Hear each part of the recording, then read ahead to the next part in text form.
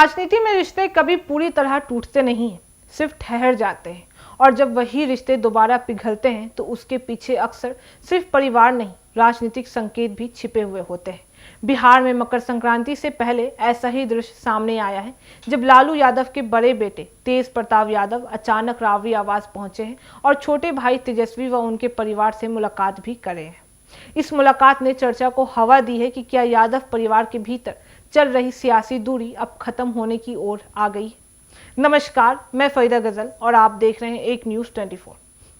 देखिए, तेज प्रताप रावरी आवास पहुंचे हैं, भतीजी को गोद में खिलाया भी है और मकर संक्रांति के दही चूरा भोज का दावत भी दे दिया है।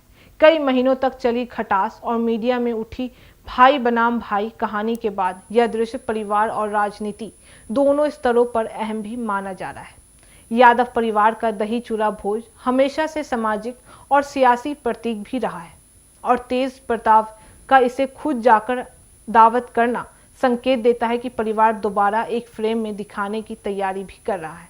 लंबे समय से तेजस्वी और तेज प्रताप के बीच दूरी, गलतफहमी और राजनीतिक मतभेदों की खतरे आती रहती थी, लेकिन जिसमें सबसे बड़ा विवाद तेज प्रताप के पक्ष में यह था कि पार्टी और परिवार की सारी कमान एक तरफा तेजस्वी के हाथों में चली गई है, जबकि तेज प्रताप की भूमिका धीरे धीरे सीमित होते गई है।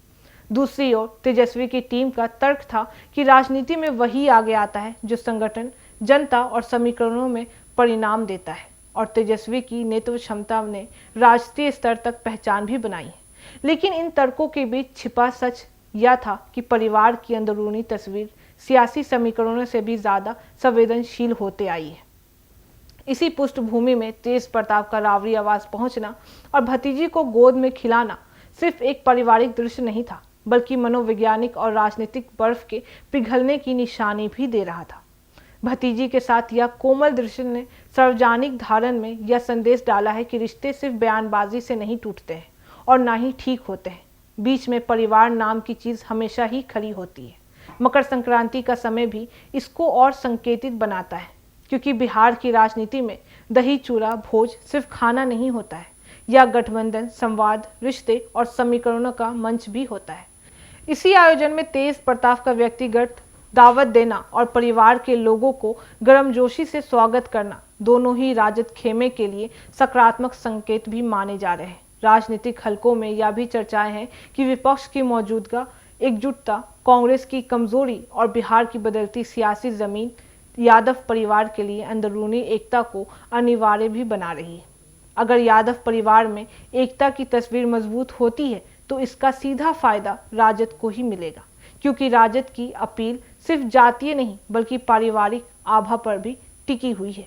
लालू, रावरी, तेजस्वी और तेज प्रताप चारों का एक फ्रेम में दिखना वोटों को संदेश भी देता है कि नेतृत्व में स्थिरता आ चुकी है। परिवार में खटास रहने से पार्टी में असमंजस की धारणा भी बनती है। ये नुकसान तेजस्वी भी समझते हैं और तेज प्रताप भी। इसलिए इस मुलाकात से राजनीतिक विशेषज्ञ का यह मानना है कि यह कदम सिर्फ भावनात्मक नहीं बल्कि राजनीतिक भी है। वहीं तेज प्रताप अपनी जगह और सम्मान चाहते हैं और तेजस्वी अपने नेतृत्व को चुनौती रहित बनाना भी चाहते हैं। ऐसे में परिवार को जोड़कर चलना दोनों के हित में फायदेमंद भी साबित होगा। यह मुलाकात संकेत देता है कि रिश्ते ठंडे नहीं बस रुक कर खड़े हो जाते हैं। मकर संक्रांति के दही चूरा भोज में अगर पूरा यादव परिवार एक फ्रेम में नजर आता है तो यह 2026 की बड़ी राजनीतिक तैयारी का पहला दृश्य भी माना जाएगा। फिलहाल इतना साफ है कि बिहार की राजनीति में परिवार अभी भी एक बड़ा कारक बन गया है और यादव परिवार में पिघलती बर्फ सिर्फ घर की नहीं, राजनीति की कहानी को भी बयां कर रही है। बाकी इस मामले पे आपकी क्या राय है, आप हमें कमेंट करके जरूर बताएं। ऐसी तमाम खबरों के लिए देखते रहिए एक न्यूज़ 24।